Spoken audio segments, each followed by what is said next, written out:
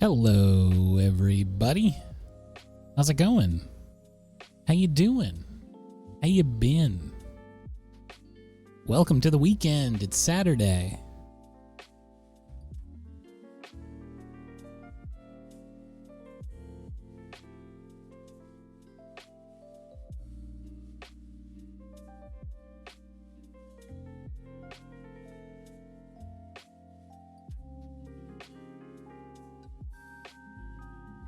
Pluto, how dare you?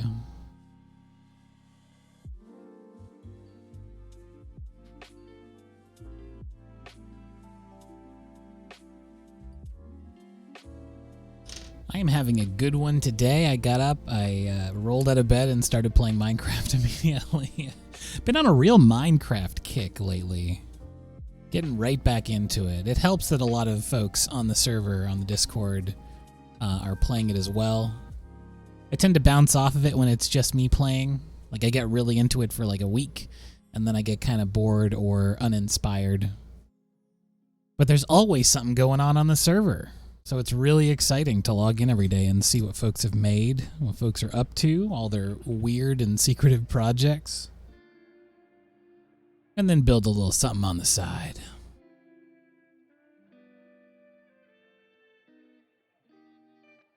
So today, we're going to be doing some gouache painting.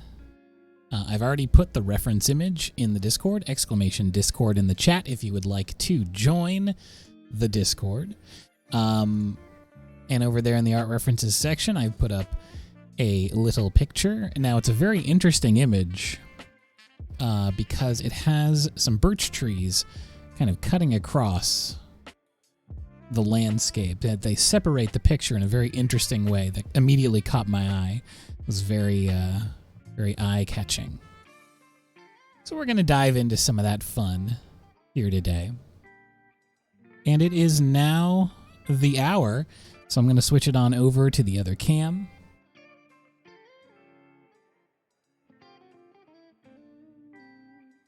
And here we are, only 2 followers away from doing an art giveaway, so we might just have an art giveaway today on stream live.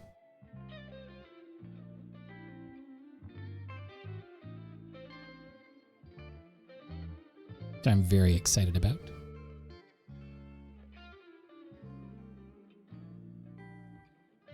And I'll be retiring the follower giveaway after this one is done. So I'm just going to have it as the sub giveaway for a while. So if you want in, today's probably the day. Because I have to hope and imagine we'll get at least a couple followers today. I've got my sketchbooks ready to grab when the time comes. So I've got me a little water-soluble pencil here. Oh, now we're only 1 follower away.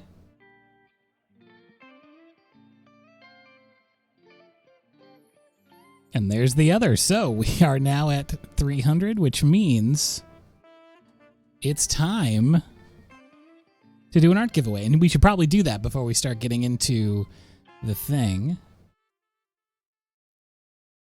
So let me go ahead and do this now. And then I'll move the sub goal up. Because where it is in the scene here, I kind of want it to have a label above instead of the subs until giveaway just being smack in the middle of the bar. Just looks weird to me. Anyway, let me grab my sketchbook. Let's give away some art.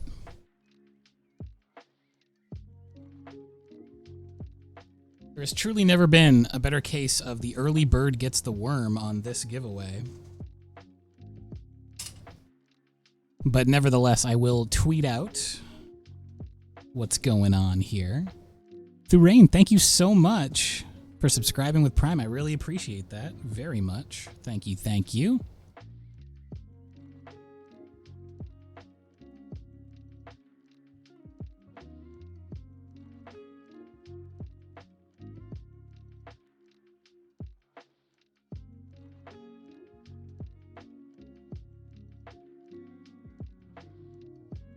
Yo, Pachi. One more month for that bronze bear. Sorry I had the desktop audio muted, but I will read out your message. Let me try doing it in the robot voice. Let's go. One more month for that bronze bear. And that is indeed true. You are almost there at bronze bear status, which means a full year being subscribed. We love to see it. I'll see you on the Minecraft server later. Michelle Webb, hello. So nice to have you. You have a nice chill time with us here today. We're going to do a very, very serene painting. I'm looking forward to it considerably. First, we're going to do an art giveaway.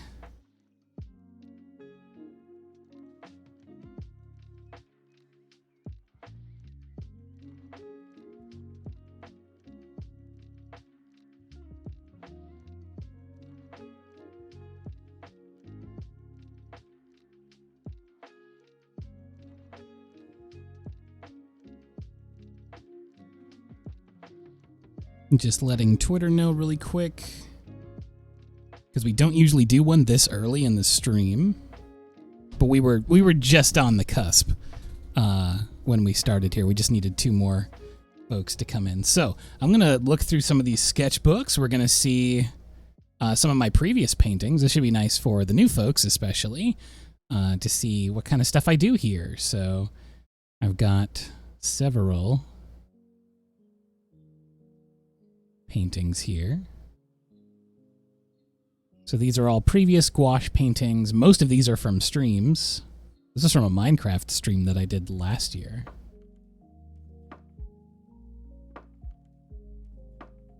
And these are painted from Animal Crossing. We were in the Animal Crossing museum. This is a plein air Animal Crossing painting that I did, standing in my village. More museum stuff. I really like this sketchbook. It has a lot of very fond memories, especially for some of my earlier streams. There definitely is lots of Shrek hype. Let me see here. I have the Shrek one still. So on the front of it is the Aoife tree from Final Fantasy IX, which I did in kind of a trippy, psychedelic. This is one of the ones where I painted underneath with acrylic paint as a sealed surface, and then painted over top of it transparently with gouache to create this sort of very wild effect. And then on the back is Shrek, which was also done during a stream.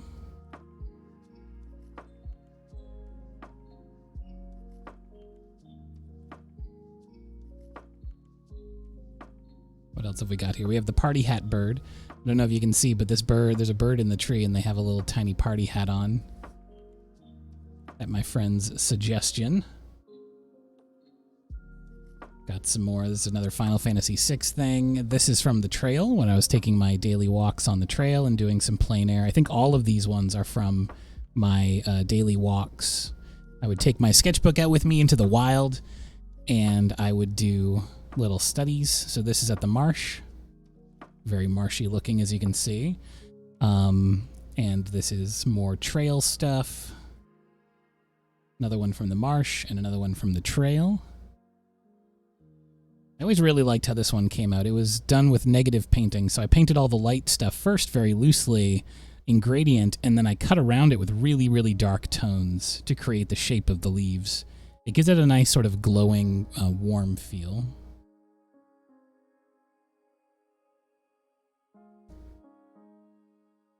So Shrek is definitely on the table. We can do that one. I've got a lot of sketchbooks here, so I'm just going to flip through, especially just to give folks from Twitter a chance to get in here if they want to win.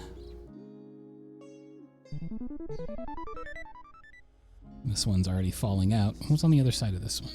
Oh, it's my Valheim house.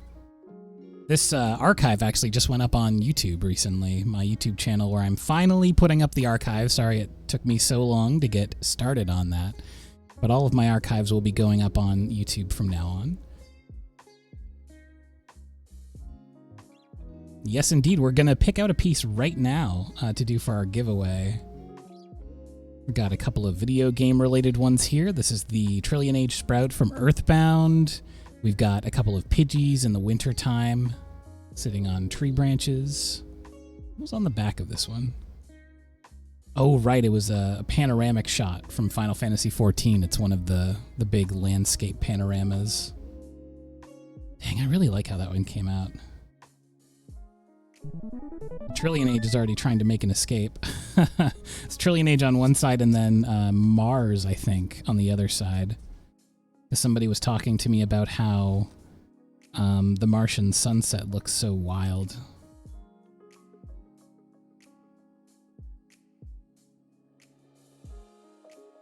This was Halloween, I guess. No, the giveaway is not done. We are picking out a piece to do for the giveaway right now.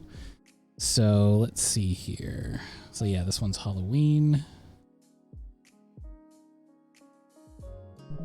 Oh yeah, the snowy town. I was really trying to challenge myself on this piece because it was so much more complicated than things I had worked on before, especially in terms of the light, the subtle lighting, the warms inside the buildings and the cools outside in the winter landscape, and trying to sort of fuse those two. I painted all the warm lights first, and then once again I cut around with a sort of transparent gray, so it would look like the light is shining effusively from the windows and things. I think this is somewhere in Scandinavia. And then here's a gravestone that I had taken a photograph of. The place about an hour and a half away from me. It's a really, really old, I think it's one of the oldest graveyards in the province. Some of the gravestones dated back to like the 1600s, 1700s. So they were all very, very, very old. Here's some Mario Galaxy stuff that we did one stream. I remember streaming this out. I was showing how I paint space.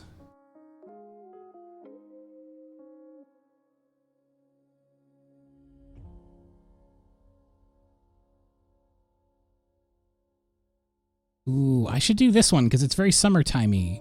And we're in the summertime vibes. This, on one side, it has this is when I was playing through Super Mario 35th Anniversary. I don't know if did it have a specific name? But it was definitely that 35th Anniversary game because I started with Mario 64. So I had the weird Mario 64 Bowser, the sort of cuddly Bowser, and that was the first one I did. And then I had the Mario 64. If you go into the ghost house in Super Mario 64, this is the background that you see. It's kind of like the skybox. It's just a two-dimensional flat plane that they wrap around the entire level, and that's what it looks like. And then I added some booze there. And then this is Super Mario Sunshine, of course, with the big watermelon and the sunflowers who you water in that level. And then on the back is Mario Galaxy. And this page is just about ready to pop out. So I think I'm going to do this one because it feels very appropriate. It's got the appropriate summertime atmosphere. So I'm going to do that.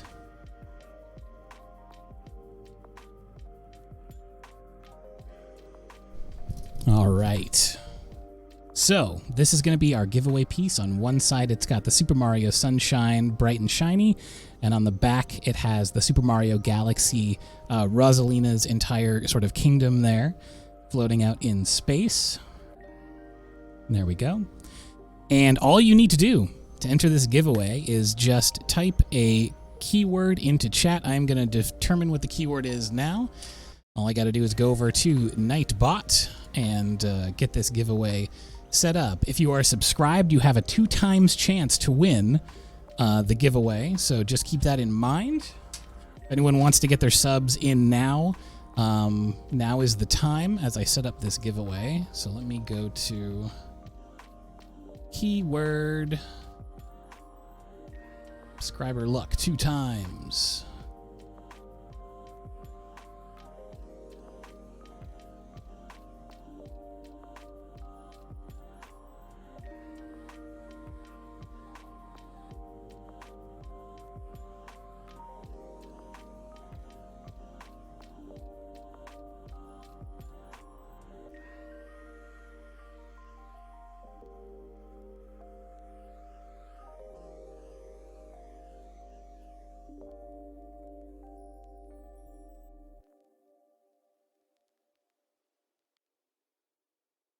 It is not case sensitive, which is great. So you don't have to worry about that. Also, I ship anywhere in the world, so that's not a concern. Don't worry about where you live. I've got you covered.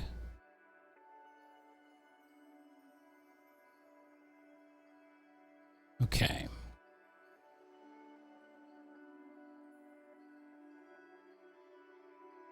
Yeah, from what I remember from the giveaways, I think it's been about 50-50 split between subs winning and non-subs winning, which makes sense. I mean, like, the way that I equal the odds is, like, roughly equivalent to that.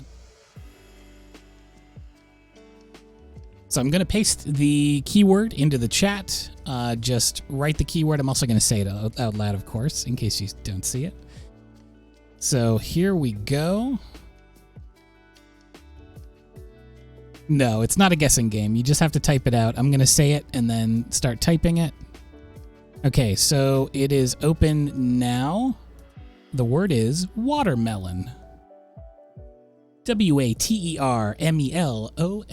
Watermelon. Give it a type. Put it in the chat for your chance to win. And once you've typed that in, you are automatically entered.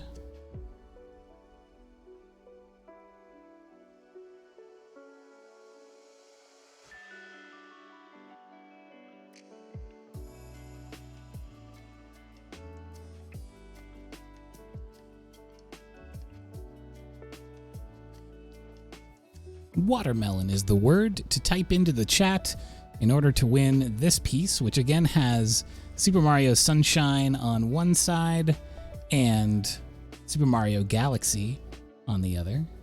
Whoop, whoop, whoop, whoop, whoop.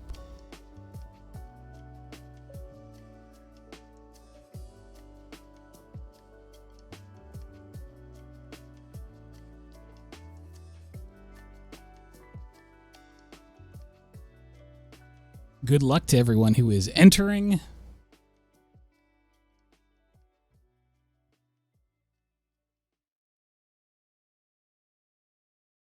Okay, I'm going to give it another few seconds here before I roll.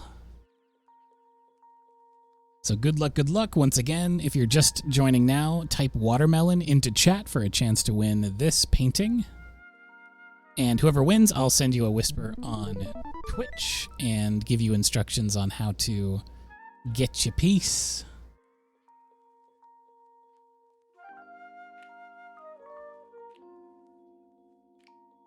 All right. We're going to roll in 5, 4, 3, 2, 1. And there we go. Bird Laxatives. Always great to see your name in the chat. You have won. So I am going to roll on over to Twitch.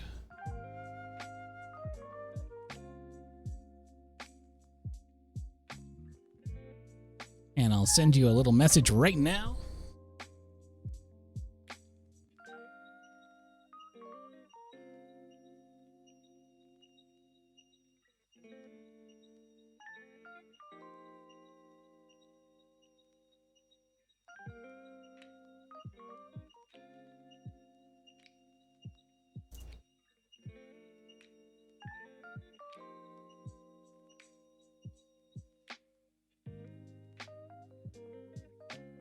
There we go. Message sent.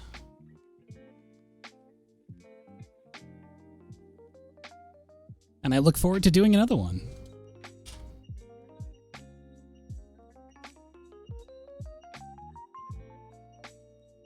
So before I forget, and I will forget, I'm going to do 2 things here. So I'm going to remove this, and I'm going to change the sub goal to not have text in it because it makes it a little hard to read.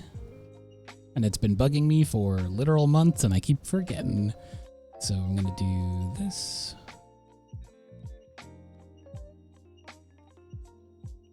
And this.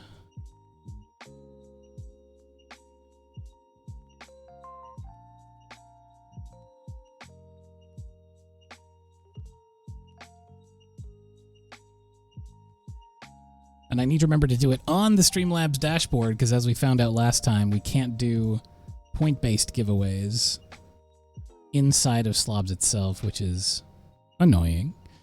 All right, here we go.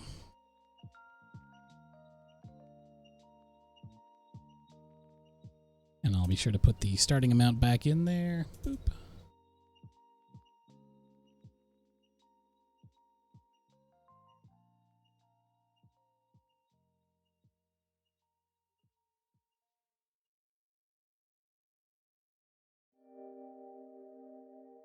Much better.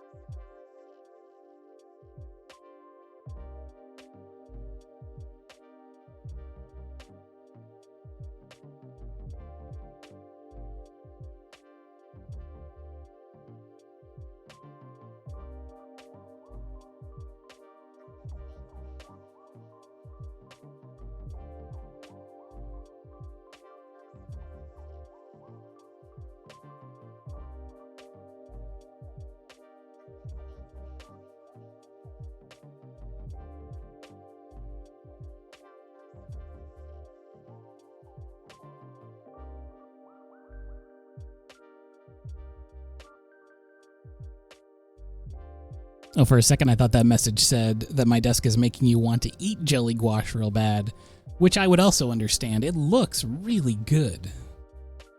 Remember when I first opened it up, it looked extremely appealing.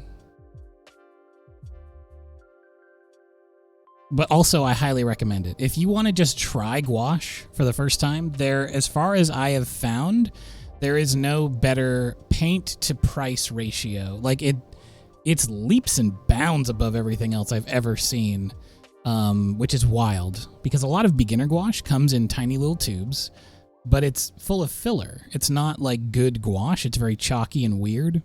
And it's so expensive, prohibitively. Whereas this, you get a ton of paint. It can be somewhat unruly to stay hydrated, but if you have a little like spray bottle of water, you're good to go. And it's so cheap for the amount of paint you get. Each of these has 40 milliliters of paint, and the overall price of the product was 30 Canadian. Ridiculous. Absolutely ridiculous. Most art stores, you can't escape with like little tubes of gouache spending anywhere near that.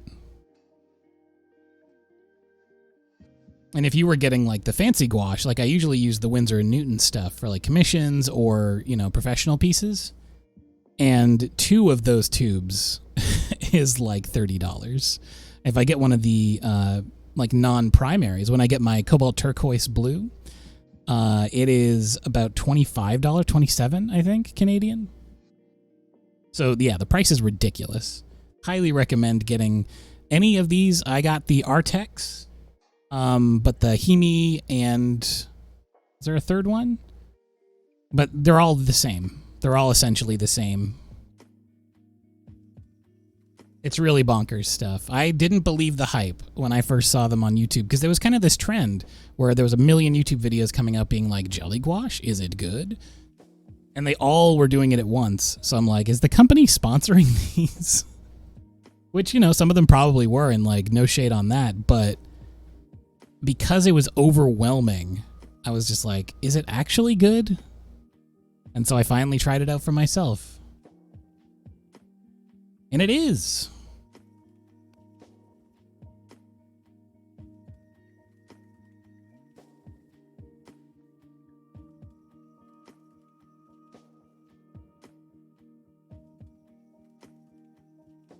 Okay, I'm going to make that text fancier after the stream, but I'm putting it there so I remembered that it exists.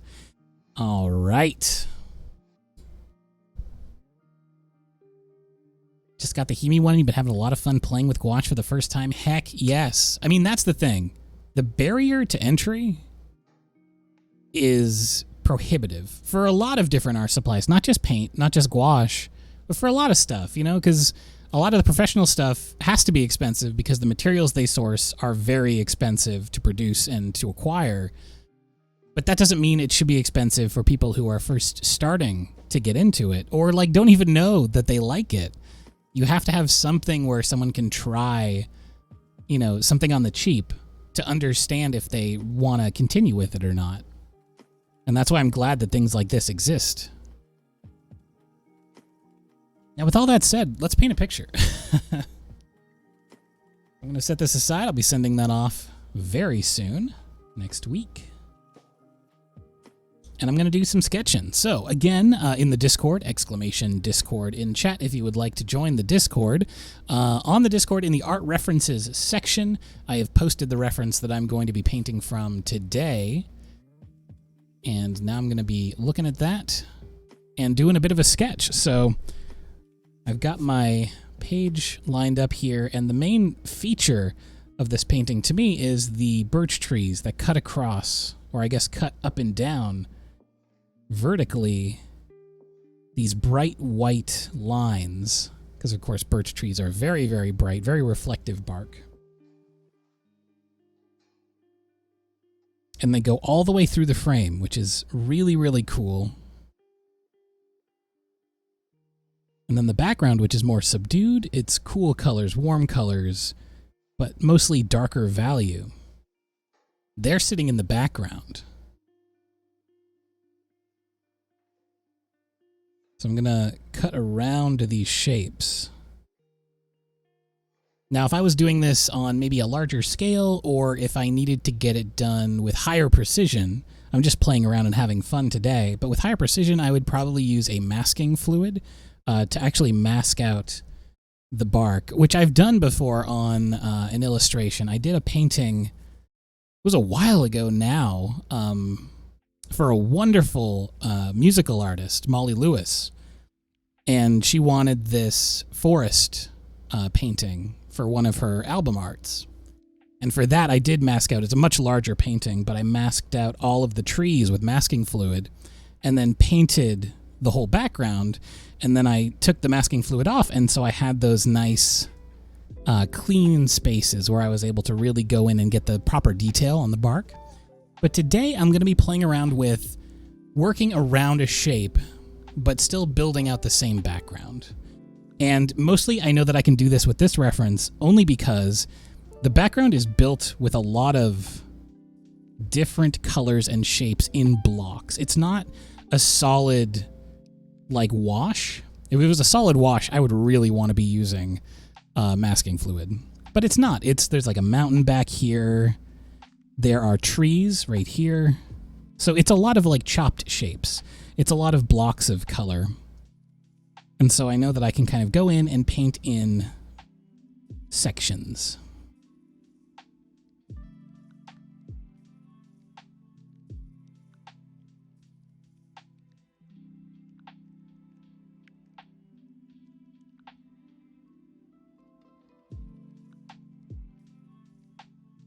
If you want to see masking fluid used masterfully, I highly recommend the artist Haikala, who uses masking fluid in most of her pieces, I think. And they all look just incredible. A lot of very tight details in those works, which is not something that I usually do. I have kind of a bit of a chunkier style. I tend to be sort of freewheeling, but if you're going for a designerly look, which a lot of gouache artists do, because it's so great for those tight details, masking fluid is a pretty essential tool to use right off the jump.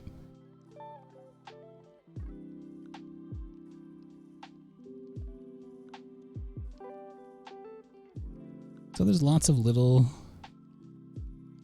branchies and things up here, and then I gotta block in the shapes in the background, which there's this huge evergreen right here, which I'm so excited to draw in, but also there's this birch tree that's in shadow. The light from this picture is coming in from this direction.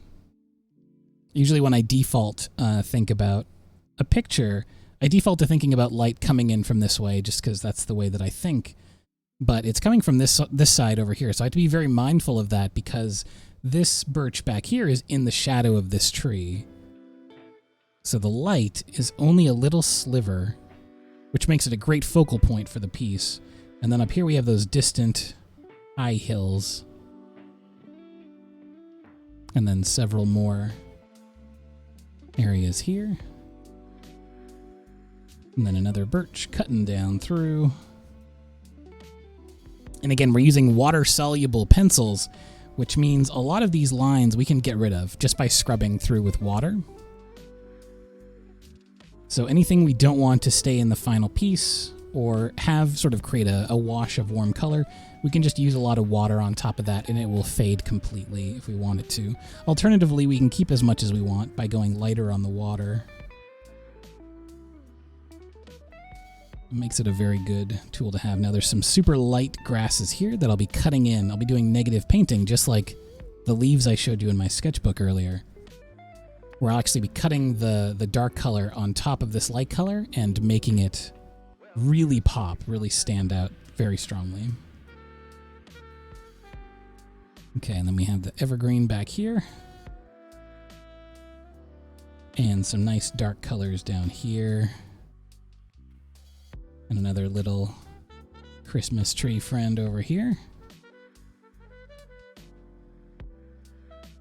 And the sky up there.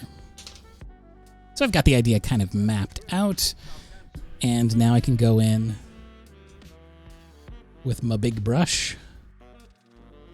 But I probably won't use the big brush too much. I'll probably be using my calligraphy brush for a lot of this, because again, I'm going to be painting in sections. But I would like to get the broad areas done. I would like to get the tones in place.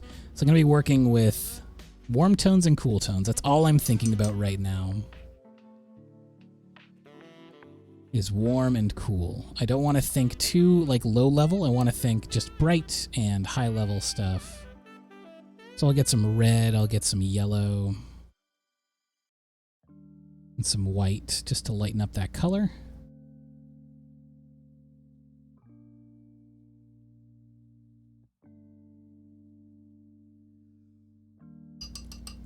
And so I'm going to take that sort of pinky beige.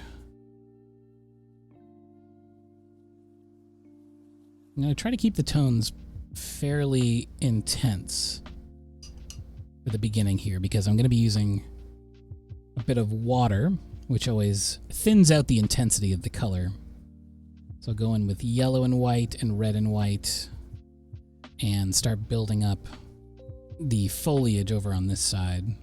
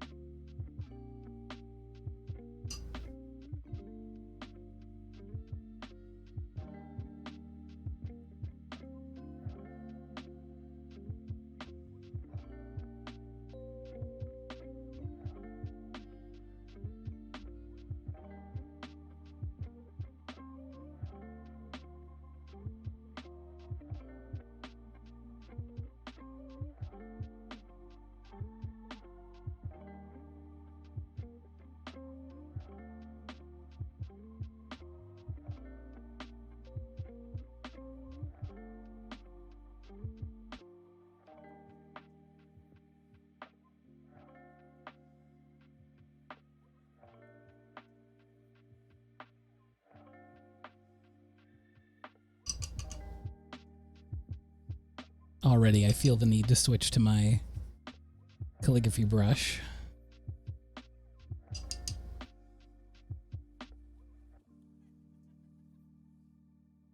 I'm going to grab the white. I'm going to grab a little bit of the golden. This picture has a lot of autumnal vibes for me. I see some golden leaves.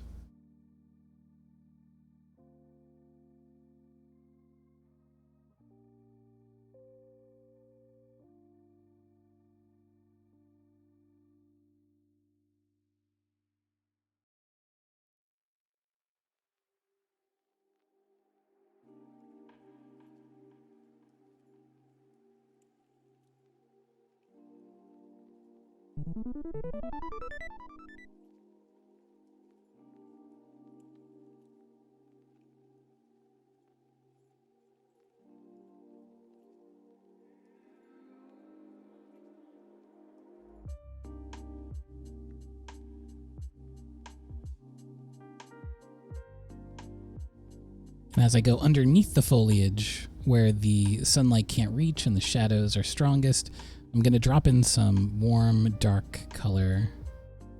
So I've just got this kind of chestnut brown.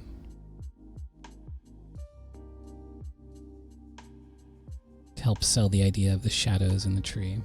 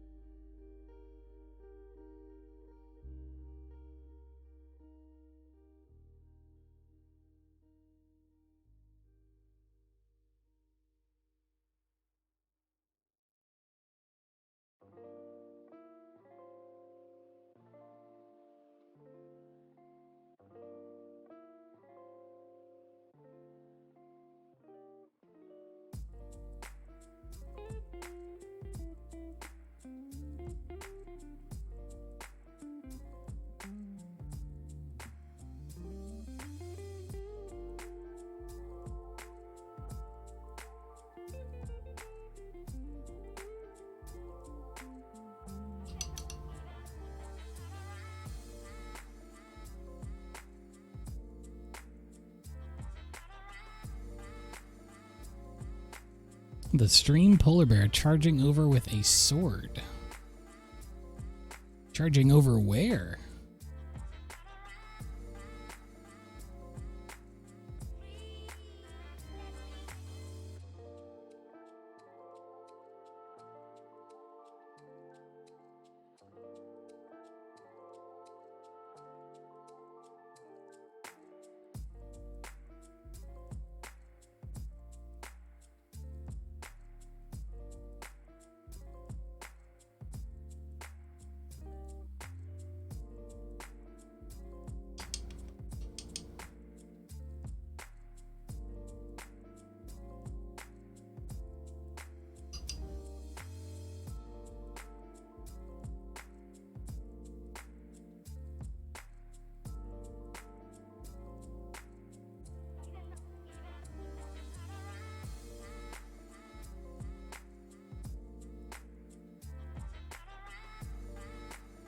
Oh, the palette is palette paper, which I got at Michael's. It's very cheap and very good. It's basically like wax paper, but it's much more durable.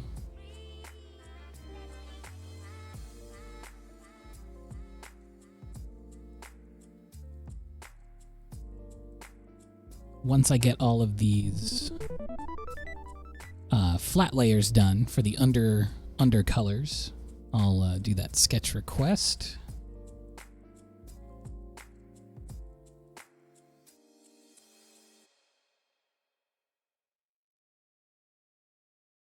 But the tricky thing about working with gouache like watercolor, which is what I'm doing today, going with more of a watercolor kind of tinted layers approach, is you have to work kind of fast.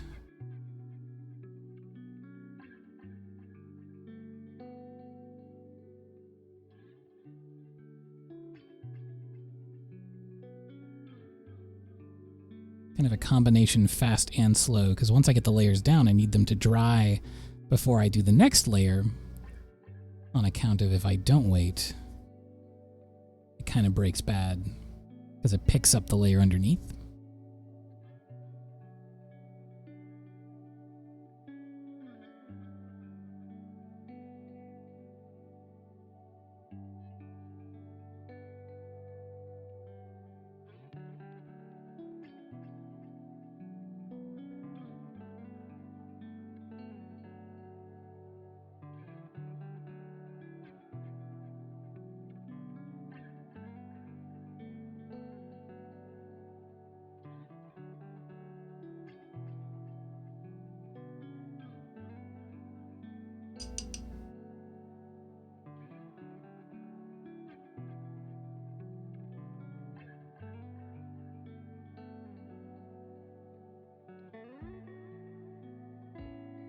Oh yeah, did I set the alarm?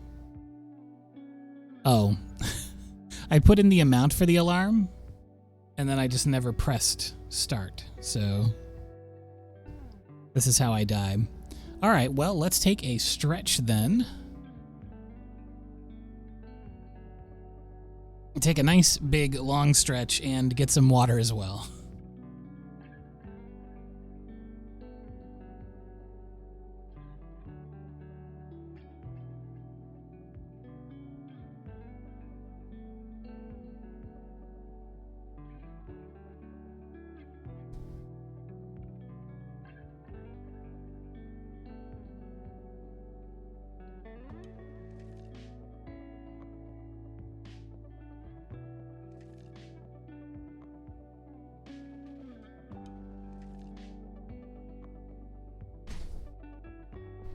There's one thing I need to change in this layout, I'm realizing now.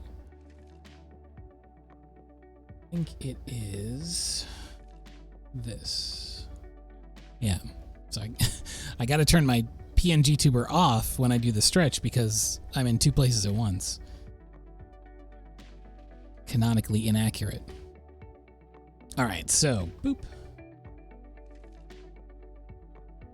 Gouache, yes. So gouache is basically the same as watercolor, except it has a couple of other additives in it. One is an opacifying agent, so it's able to be applied thickly, and it can overwrite, so you can do light over dark or dark over light. And it also dries to a smooth matte finish, which means that if you paint a light color, it will dry a little darker, and if you paint a dark color, it will dry a little lighter. However, it is water-based media, and very similar to watercolor, so you can thin it down and apply it in layers, just like you can with watercolor, which is the approach I'm trying to do today, because I love how it looks when watercolorists do landscapes, and they get this kind of effect that makes it feel like a dream. And that's what I'm trying to go for today. I'm trying to go for kind of a glow. Oh yeah, it does come back with stretch matte.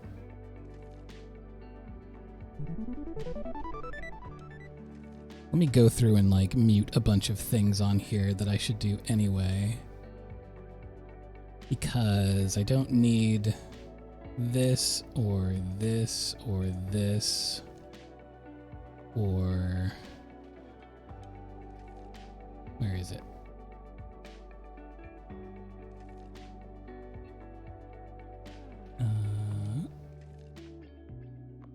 I have far too many things in this scene. There we go. And then I can make the stretch me huge. That's better.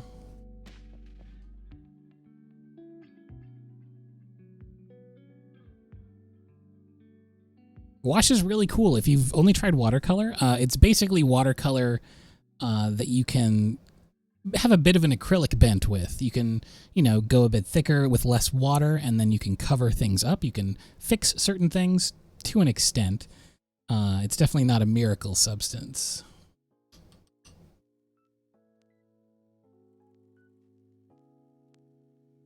Okay, so I'm going to be doing a lot of wiping the canvas down in between sections because we're switching back and forth between light and cool colors, and I don't want the picture to gray or dull. I want it to be very vibrant all the way to the end. So to facilitate that, I want to keep it nice and clean down here so that I can go back to my bright yellow. I got a bright lemon yellow. Mix that in with some white and a little bit of blue and zinc. Get a nice fluffy green.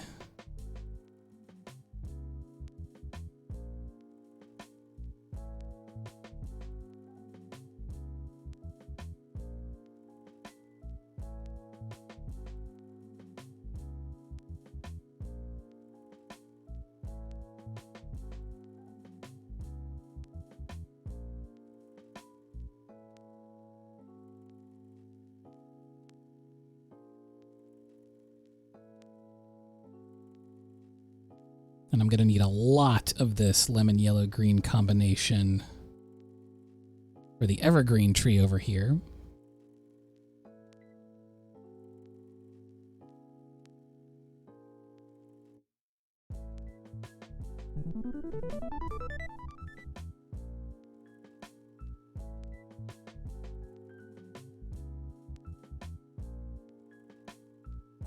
So these blobs of blue that I put in before are essentially just the areas of sky that are peeking through the tree. So I'm going to be painting over top of them.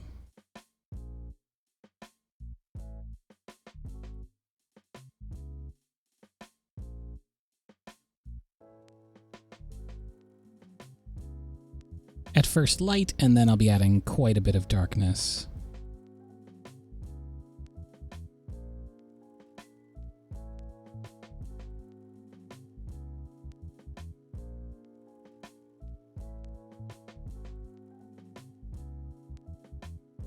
And down here, where I'm going to be painting some of the darkest tones in the entire picture, I first want to go over with the light color,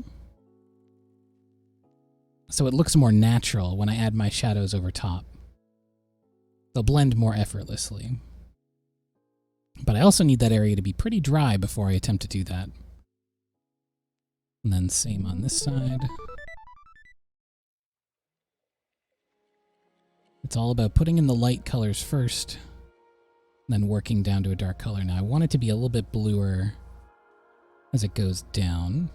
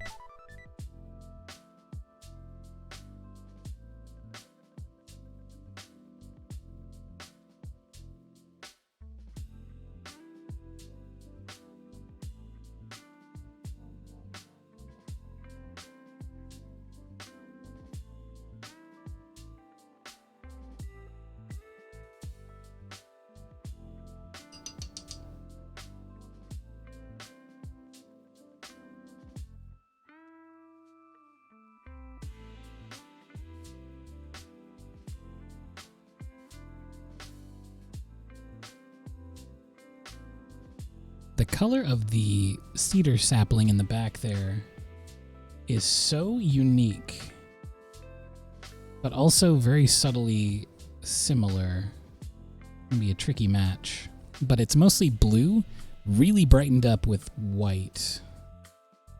I'm going to stick with this combination, but I need to introduce enough yellow into the mix that it still reads as a cedar tree. I'm going to go ahead and try this combination.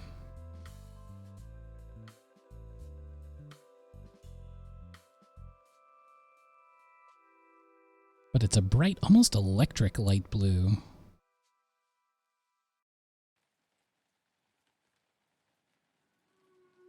That I'll be adding a lot of shadow to very soon here.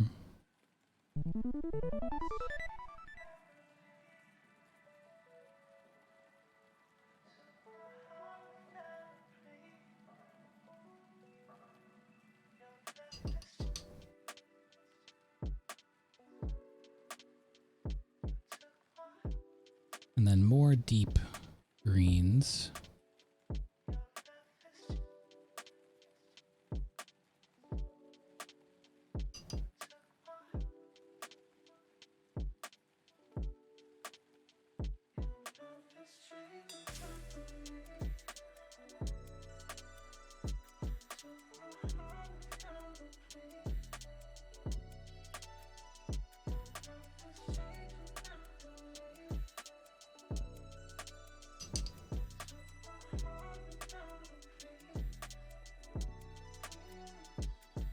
Thank you. I'm always so excited when someone finds me on the recommended bar.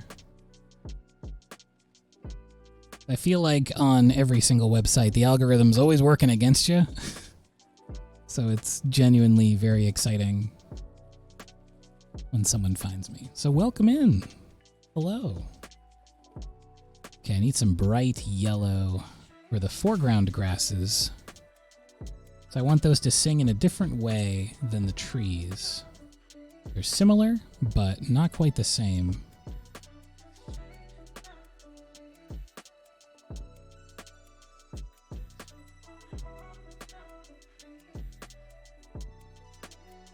And again, I'm only putting in the lightest tones at first, and then we'll be working darker tones in as we go. So I'm going to push down on the brush, and you can see how it flattens out like that. And this is what I like. It's flat one side. I always describe this as the flathead screwdriver. It's like this, and since it's a natural hair brush, it's holding its shape. And I use this configuration to put grasses in.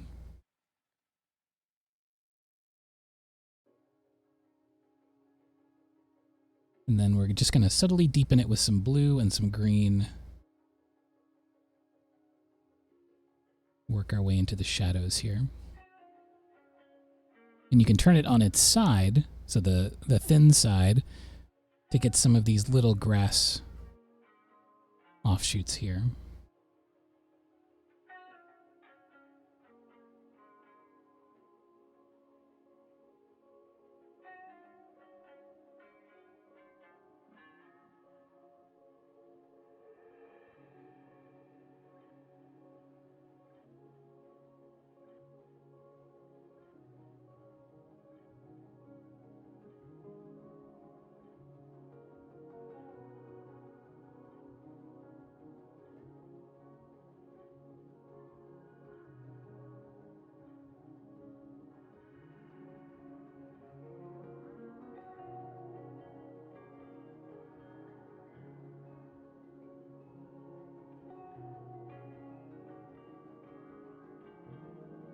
We don't need to go ham with it. We just need enough to kind of imply that there's grasses. So once the texture is implied, then the viewer's eye will do a lot of the heavy lifting for us.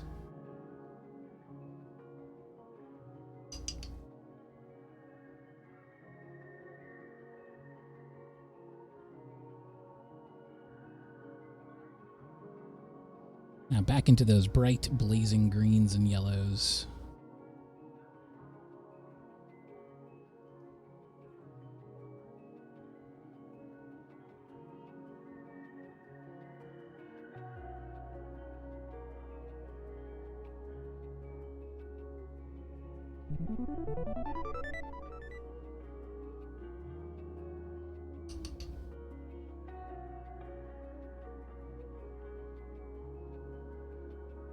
And then we need, well, I should see if there's greens anywhere else that I can put down before I change my palette up. I don't think there is, because I need to transition back into the bright yellows for this next part. So I don't want any green on my palette, as tempting as that may be, because like the grasses I'm going to put in, the bright yellow grasses, they're right next to the green grasses. So you would think, well, a little bit of cross-contamination is not going to hurt it. But what I want to do is create a crisp contrast between those two areas. And if I have any neighboring colors stronger than the yellow-green, it's going to make it look a bit blurred together, especially from a distance or at a glance. Sometimes you have to think about that just 1 millisecond glance that someone sees of the picture, because that's usually how I pick out my reference pictures. I'll just scroll through, I'll look at thumbnails of pictures, and I'll think that's a really bright composition. It catches my eye immediately. And so I want to bring that to the work itself.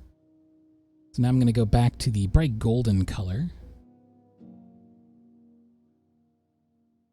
And this white.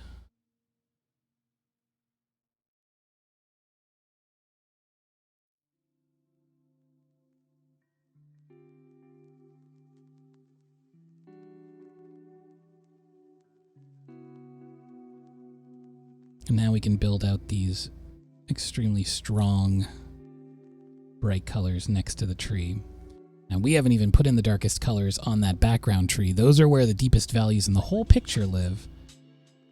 And we're going to be doing that soon here with the negative painting technique,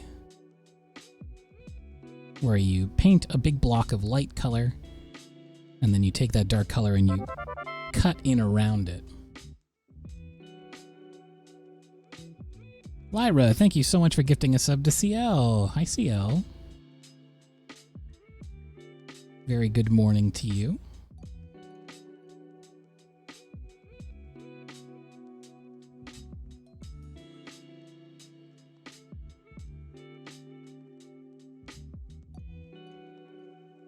So you can see I'm kind of going up in over where the tree is, but that's because I'm going to be cutting back down with that dark tree color once this area is dry. With the bold colors, the sharp contrasts, I'm kind of basically doing what they would do in like an animation, especially old school Japanese animation. Like some of those old Ghibli backgrounds, they do very similar things with separating out into sections, implying texture. They always look more complex than they are, and some of them are very complex, but they look like heightened realism. But if you actually zoom in really close to those backgrounds, you can see places where they have a couple of flatted gradients, and then they just drop in a couple of subtle strokes. But from a distance, it looks like lush, full grass. And that's the kind of thing where if you sort of assimilate that into your workflow, you can move a lot faster through a section without having to tediously labor over every single blade of grass. And it can be very helpful in the long run. Because it can be maddening just trying to, paint out every single blade. More with less, exactly. Economy. Economy of line, economy of stroke. So here we go with the mountain. Now I want to get this mountain blocked in here. And for that, I want to use really, really bright, desaturated colors. So I'm going to go in with a base of just white, and I'm going to mix in a little bit of my green, because essentially the mountain is covered in the same colors as appear in the foreground. However, since it's further back, there's atmospheric perspective. It's taking on a bit of that sky color, but it's also getting desaturated, which is a very important thing to remember when doing super distant things like mountains. And even more so when you're trying to depict it in paint. You're trying to build those subtleties into the mix. But it's actually deceptively, I'm not going to say easy, because it's always a process. But you already know the colors you're using, right? Like, if you're building a midground, a foreground, you already understand the local colors there. if it's the same trees in the background on the hill, you're going to be using the exact same colors. All you need to do is desaturate and add a little bit of that sky color in.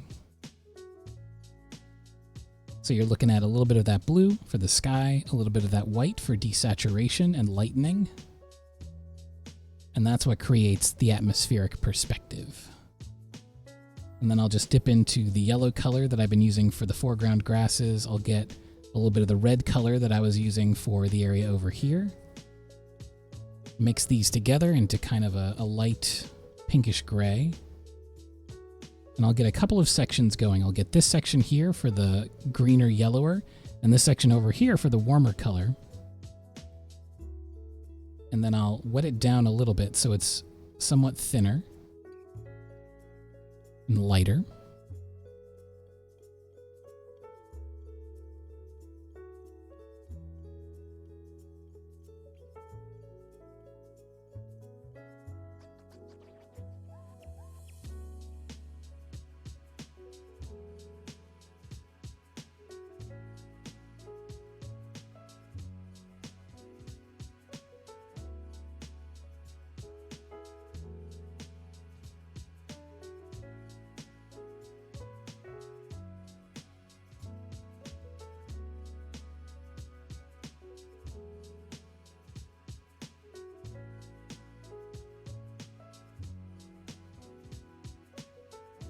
Now we'll go over to my green foliage section and just grab some of those colors, letting the brush fan out and kind of help me with these natural shapes.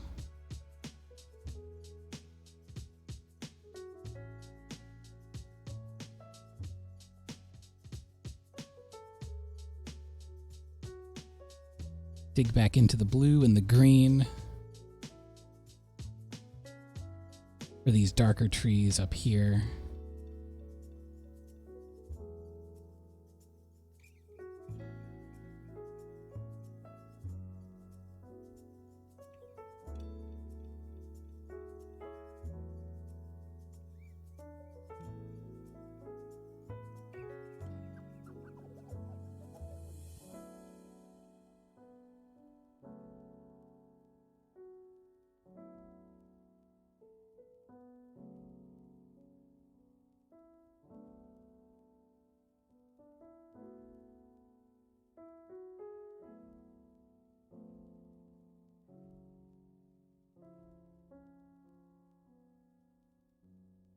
Now, if you pinch the belly of the brush, again, you can get those nice sort of split textures on the brush and use those to your advantage to make more naturalistic looking foliage.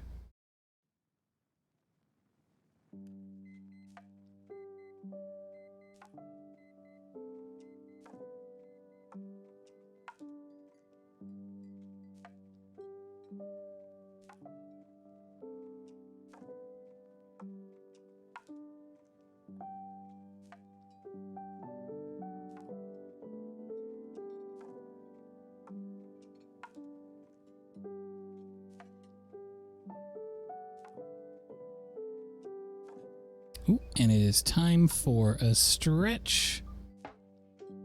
So let's just dot in a few more background trees here so that they can dry before I move on to our next adventure.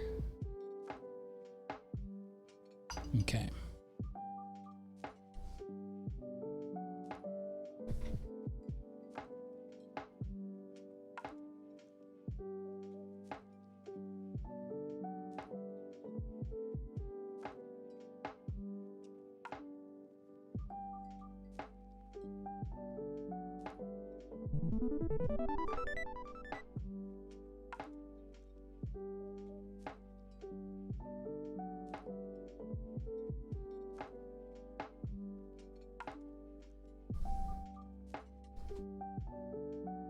All right.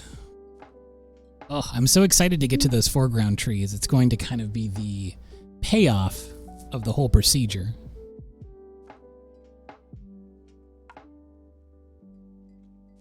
I want to put in the shadow on that one tree back there. So for that, I'm going to get some of this purple and blue.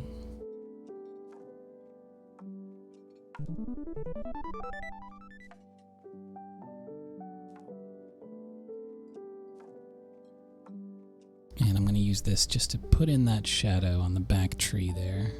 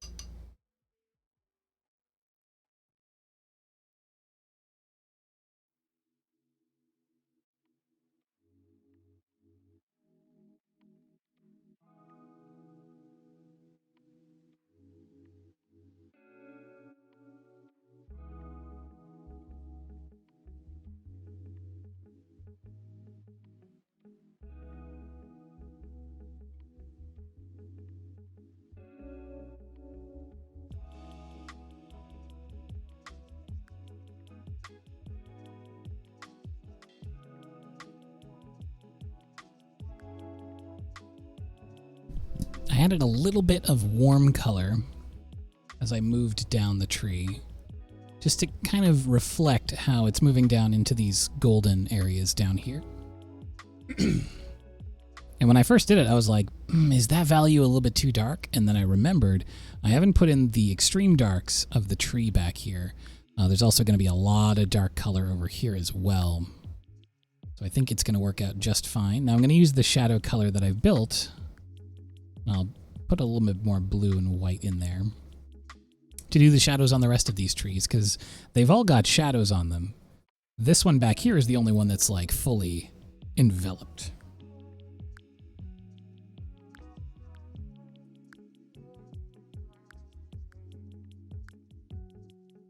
But I mean, they're all being lit by the same light source, so they've got this shadow running along this side here. And the shadow is blue because the sky is blue, so it's a reflected light.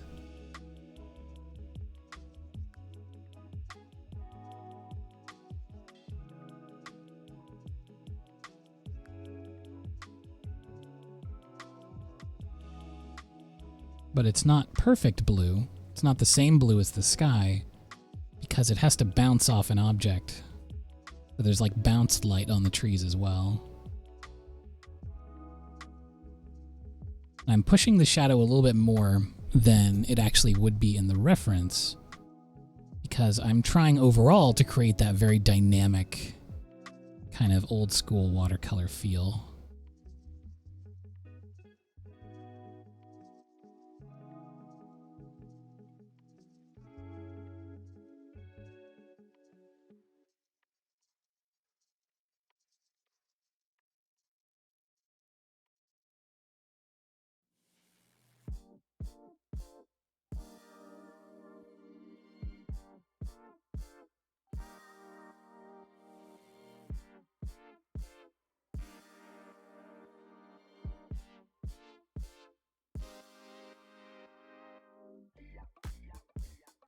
But you'll definitely see how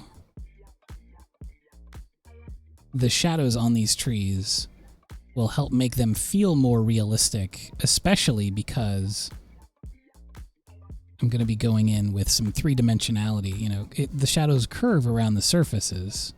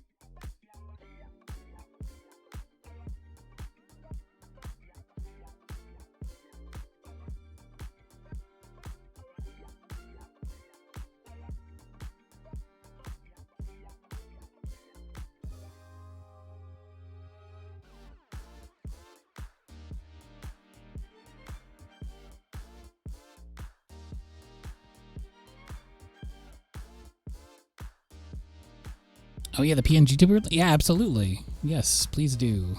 I know that we do get questions in the chat from time to time. I assume that happened again. But it's very handy. Very, very handy.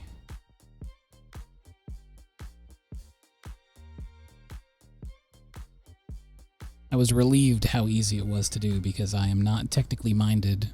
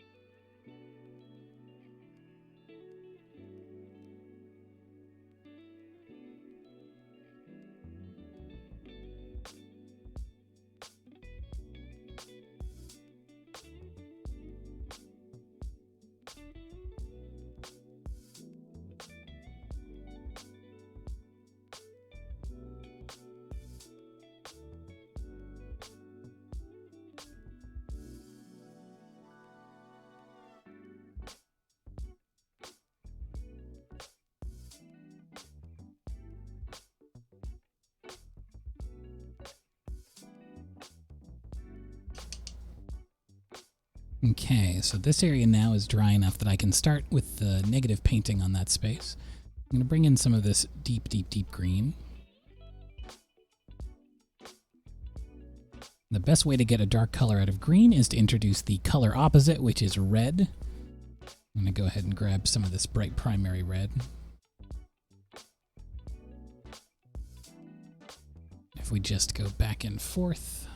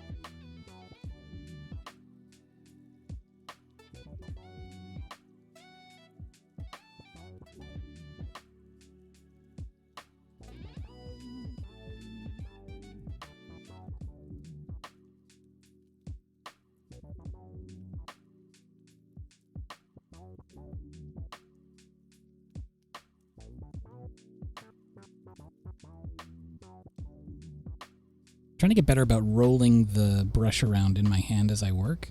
It's very, very difficult to learn how to do that, especially because it's not something I'm used to.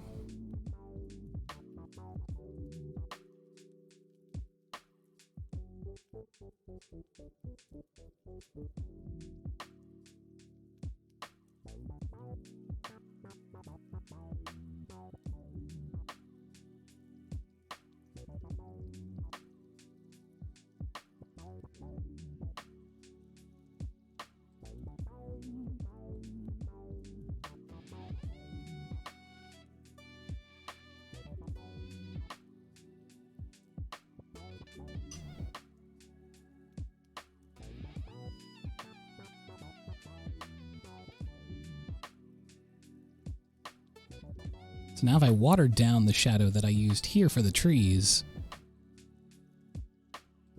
I can make nice transition shade.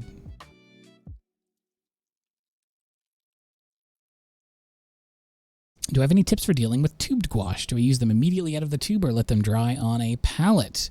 I've done it both ways. What I would recommend is, if you want the most opacity, if you want the most coverage, I tend to use them straight out of the tube in small amounts. Don't just like fully blob out a whole thing out of a tube, because it can be very difficult and wasteful if you do it that way. However, if you let it dry on the palette, you can still use it. It's water activated.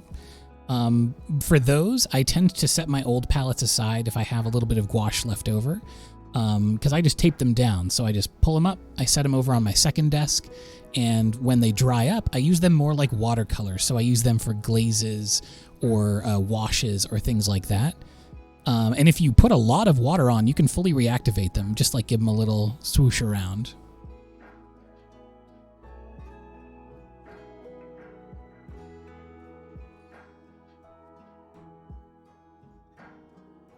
But for the most part, when I'm just doing straight up gouache with my tubes, I use them straight out the tube. Put them on a little palette.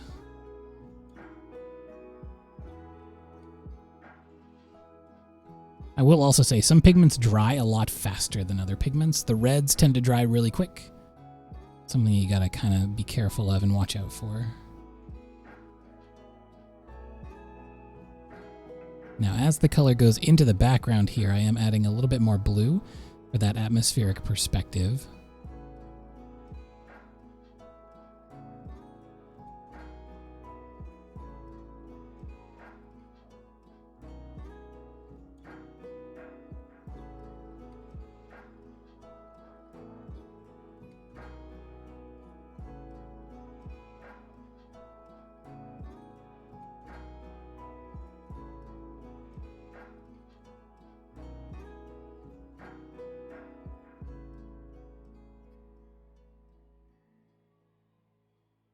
Your friend got you jelly gouache? That rocks. It's very, very nice. I hope you enjoy.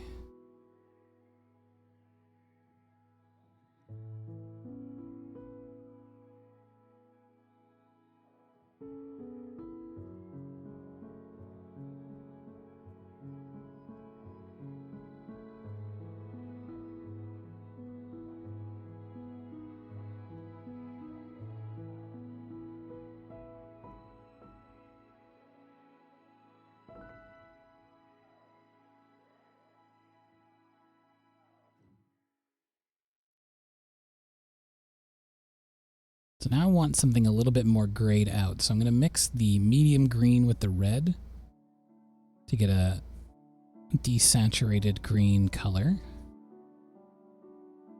then I'm going to mix in with the white.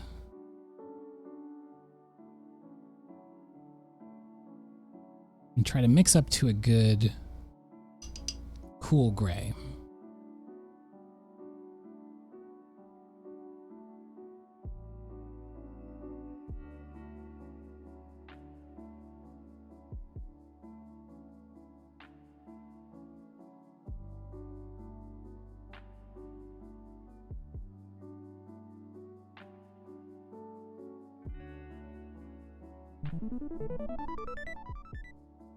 And this is what I'll use to create the bark details on the birch trees here.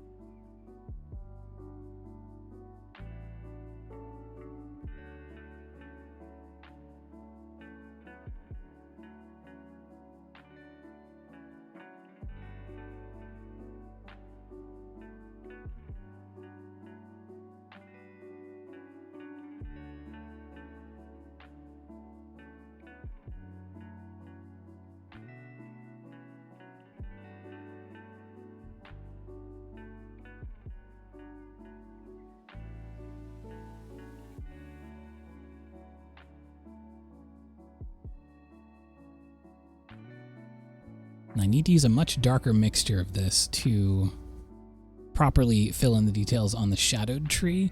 So I'm going to wait until I'm done all the ones in the mid-ground and foreground here. And then I'll mix a much stronger version of the same color. And since I already know the mixing combination of the red and the green, I just will do that again and not add the white.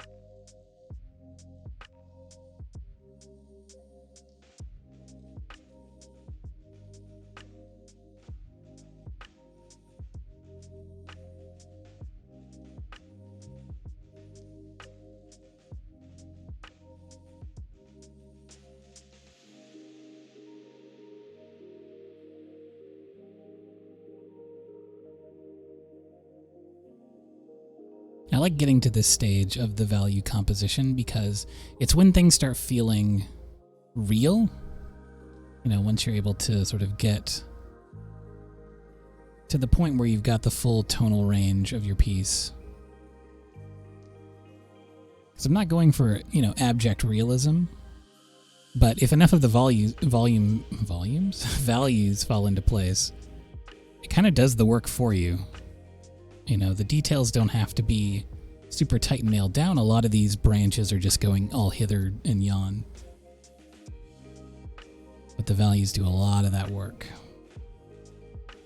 Making you go, this a tree.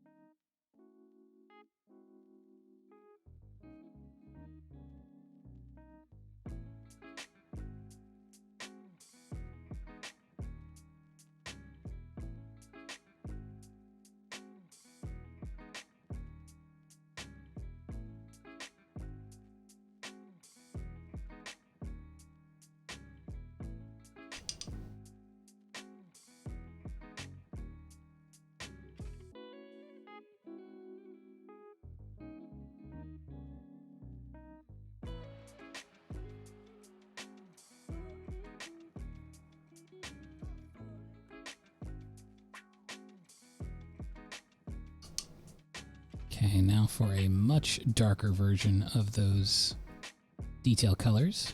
So a bit of the purple, a bit of the red, a bit of the green, but not really any white. I want these to be quite dark. Might grab some outside help for this. A little bit of burnt umber, a little bit of ultramarine. That was way too much ultramarine. I forgot how strong a paint pigment that is.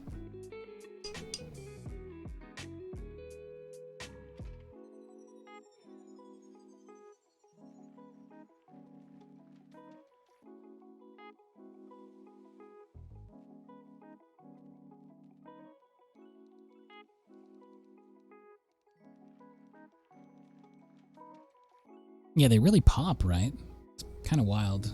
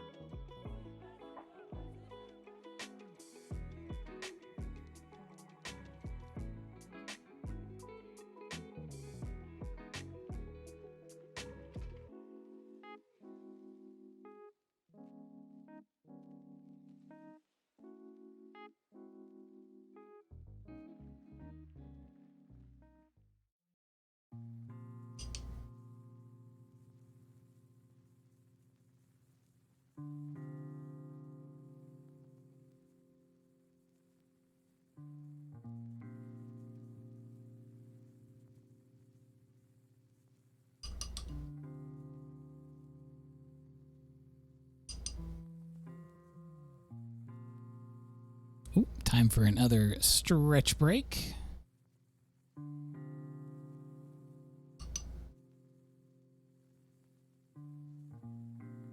So now we're in kind of the shadow stage of the painting. So I'll be going back in, putting the darker values in, and then we'll pretty much be finished at that point. Which is good, because we are about at the end of our session time. Still need to do that sketch request to finish out the stream.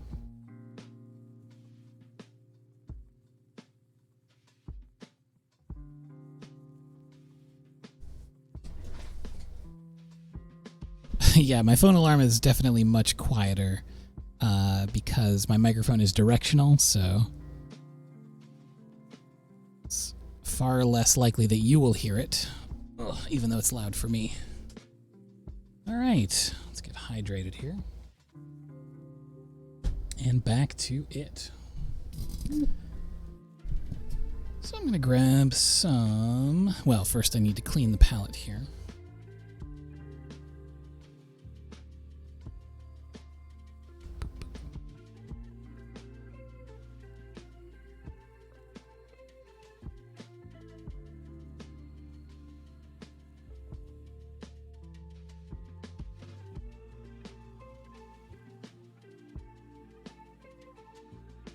Okay. Got to go back to those clean colors, which means it's time for me to use the other tray on my water dish here with the clean water. That I can go between. And we're basically just doing the exact same thing we did at the beginning. So we're going to be going back to the warm color and then the cool color, but shadow versions. So I'm going to get a little bit of that bright fiery red. Mix that together with the gold.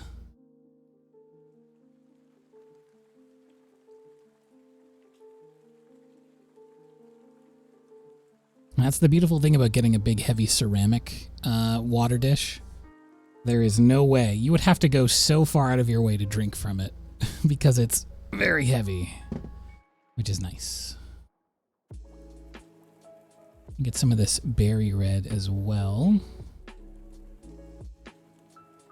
So I want it to be nice and vibrant.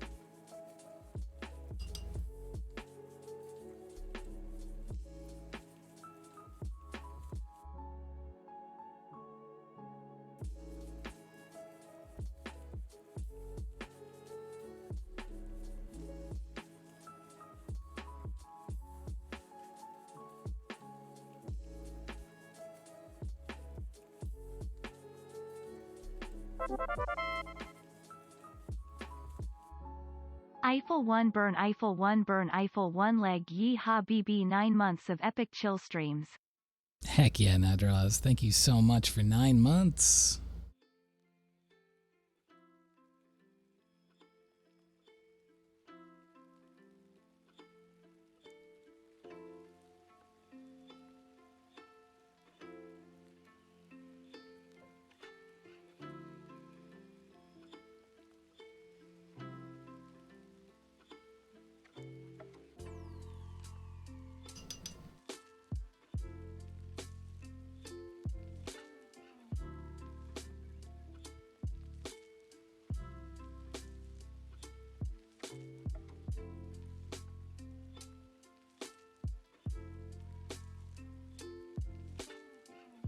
I don't know if I'd ever paint a forest fire. Many of my friends have been displaced by forest fires and it feels a little insensitive.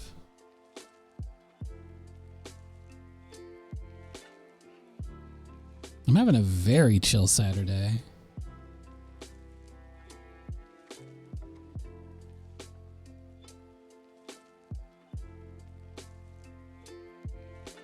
Started the day off with some Minecraft. Probably gonna go right back to it as soon as the stream's over. Well, I probably will eat supper first, but...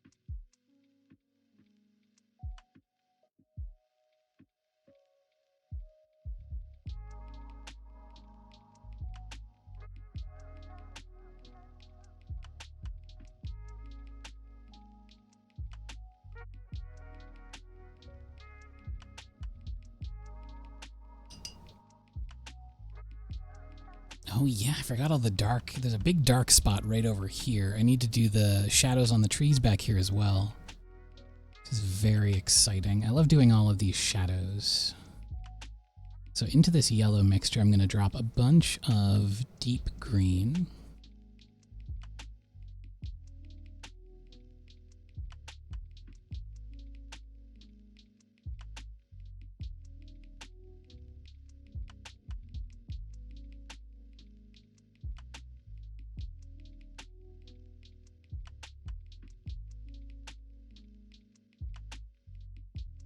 Deep green and a little bit of raw sienna.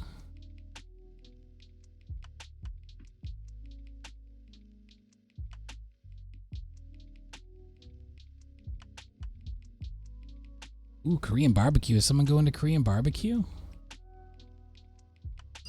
Oh, Evie is. Oh, that's so fun. I miss Korean barbecue so much.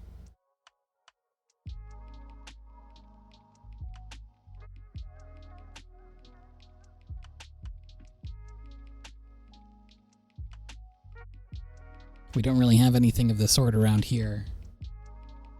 And I would look forward to it so much when I traveled.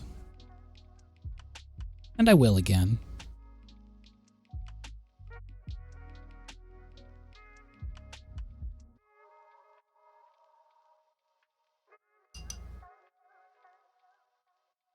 So I've got some blue, I've got some red.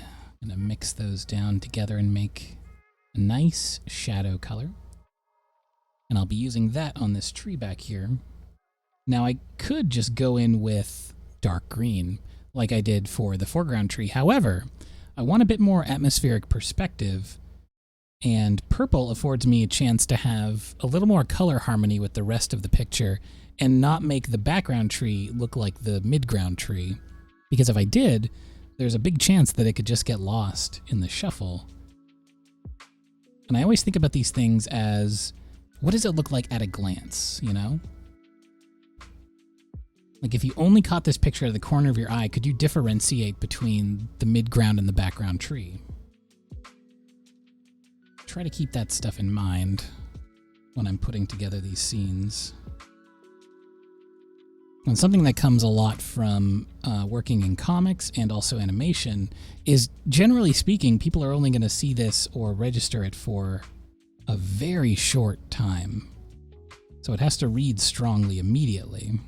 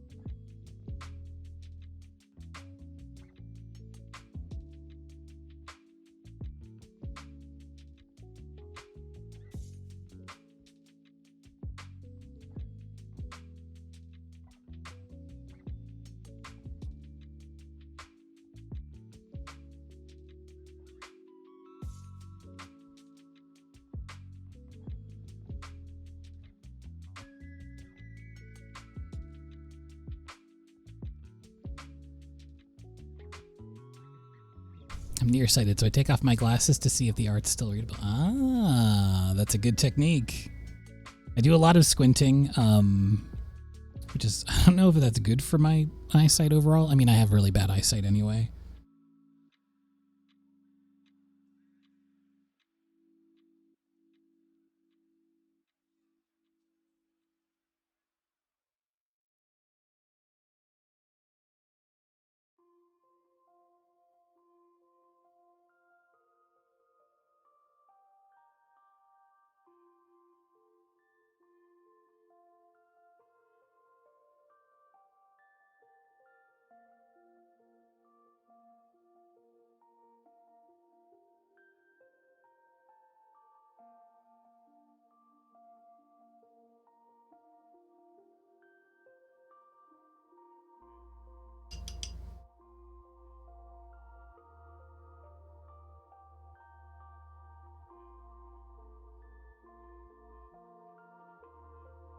The best Korean barbecue I ever had was at a spot in Las Vegas.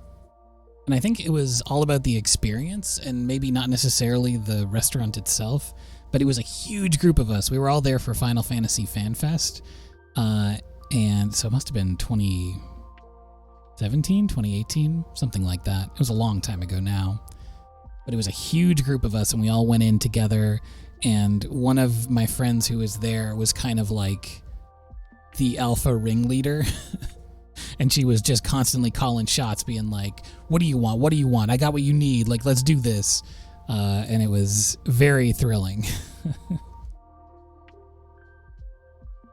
Because I'm a very, like, go with the flow type of guy.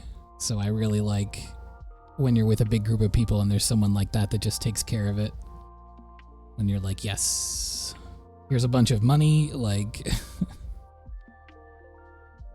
as long as I get a little bit of meat, I'm good. And then just hanging out and laughing with a big group of people.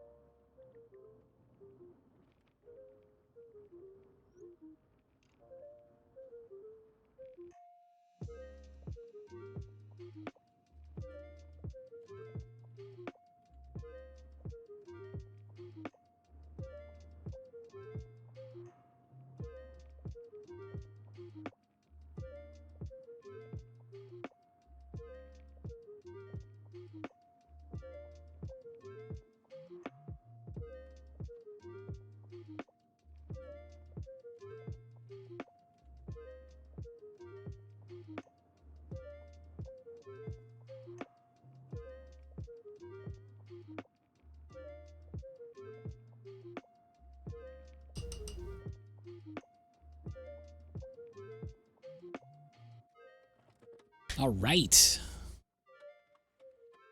I think this piece is good. I'm really liking how it came out. I love working on the bright contrast, and again, the cutting through of the picture, not seeing the top or the bottom, but the vertical stripes that move through this piece. That's what really drew me to it initially. So I really like that, and also just making that bright, sunny watercolor feel. So it's peeling time, so let's get ready for that.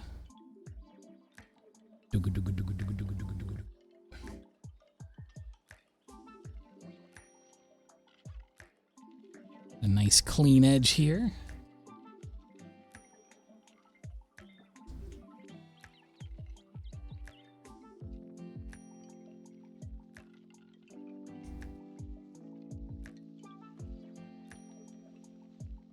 Beauty.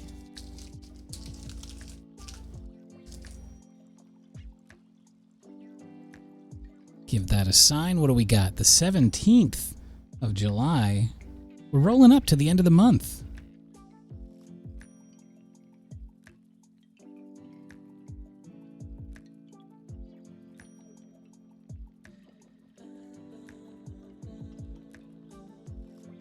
Which is wild.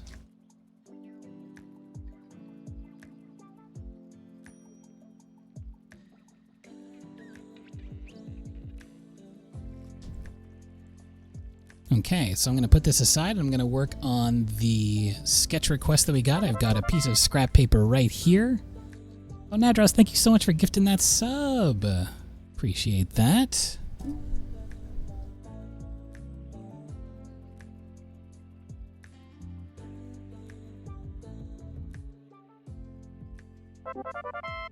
And another, thank you.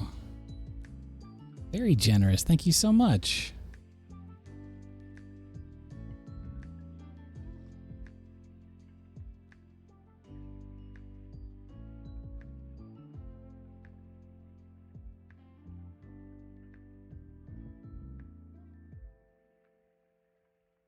I was just checking on that because I'm curious as well. I don't know why it would be.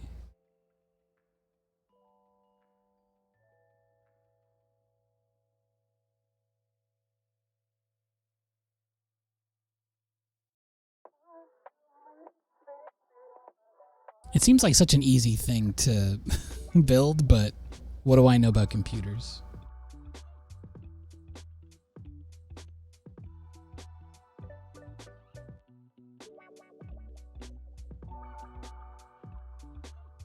That is bizarre.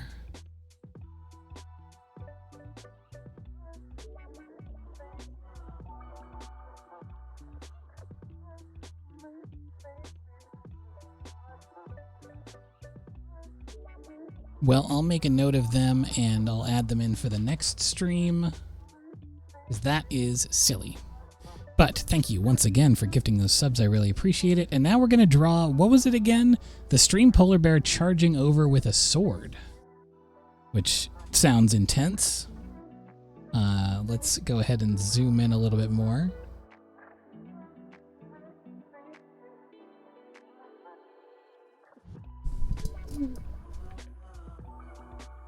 The weird thing is, you can only pick one. It's like points or subs, but I'll look into it. I'd be curious to see, honestly, if there's like a better version of that plugin somewhere, and if there is, I'm just gonna change how that works. Because I would like one that's a bit more reliable. Especially when it builds to something super fun like an art giveaway.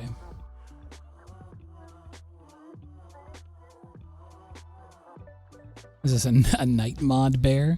Maybe. I still don't quite understand the request.